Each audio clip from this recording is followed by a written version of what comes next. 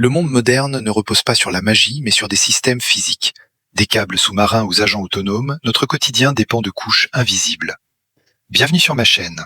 Fasciné par les capacités exponentielles de l'IA, je consacre ce canal à décortiquer ce qui se cache sous l'interface. Ici, le jargon technique est inévitable, mais il est systématiquement expliqué. Si vous cherchez à comprendre la réalité derrière le code, bienvenue. Suivez l'exploration. All right, let's get right into it. Today, we're tackling the unbelievably complex world of cybersecurity politics. We're drawing from the book of the same name by Myriam, Dunn, Cavelty, and Andreas, Wenger to break down exactly why securing cyberspace has become one of the toughest challenges of our time. And this quote right here, it gets to the very heart of the issue. See, we're not just talking about technical glitches or some hacker in a hoodie. The real problem is this fundamentally unstable landscape where new tech and political ambition are always colliding. So that instability leads us to the big question, right? We're constantly hearing about these digital threats, but a real, permanent solution always seems to be just over the horizon. Why is that? Well, to get it, we really need a new way of looking at the problem.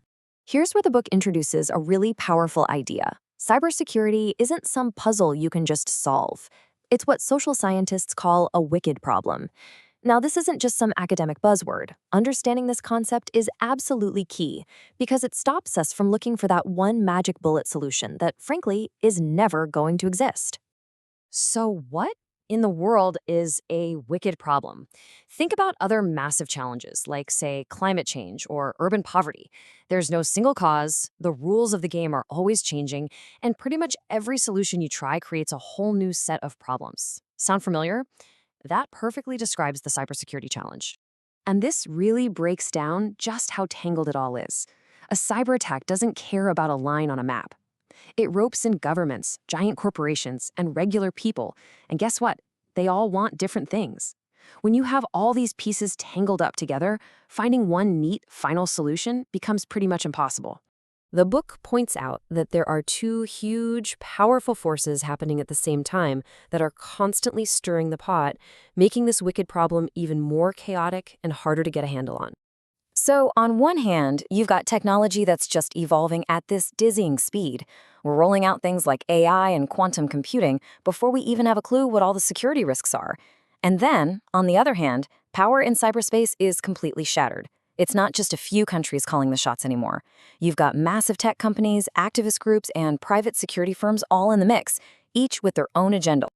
So, here's the crucial point. What happens when you mix that crazy technological uncertainty with this political free-for-all?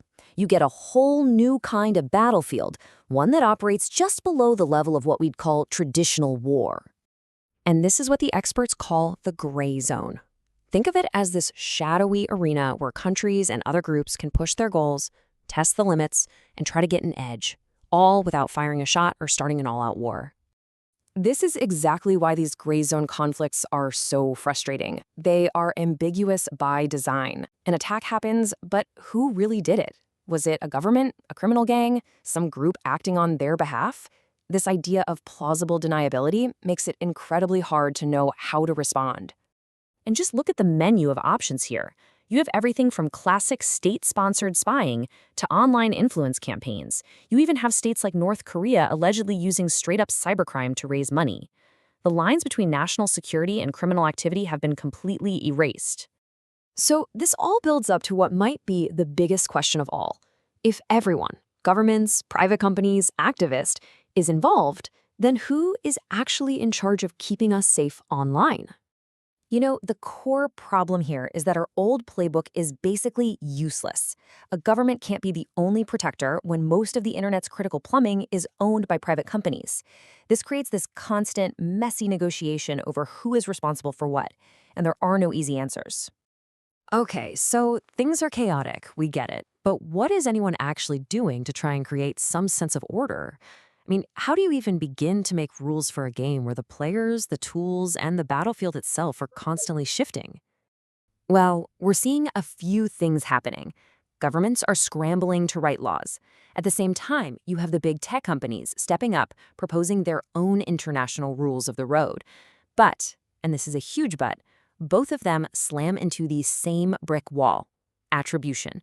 If you can't prove without a doubt who launched an attack, you can't enforce any rules. The whole system of accountability just falls apart. And this brings us right back to the main takeaway from the book. Cybersecurity politics isn't a problem we're going to solve. It's a wicked problem. It's something we have to learn to manage, day in and day out, always adapting to this messy, ongoing struggle. So, I'll leave you with a final thought to chew on. In this new world, where power is scattered all over the place and technology is racing ahead of us, who is ultimately responsible for securing our shared digital future? The answer to that question is going to define security for the rest of this century.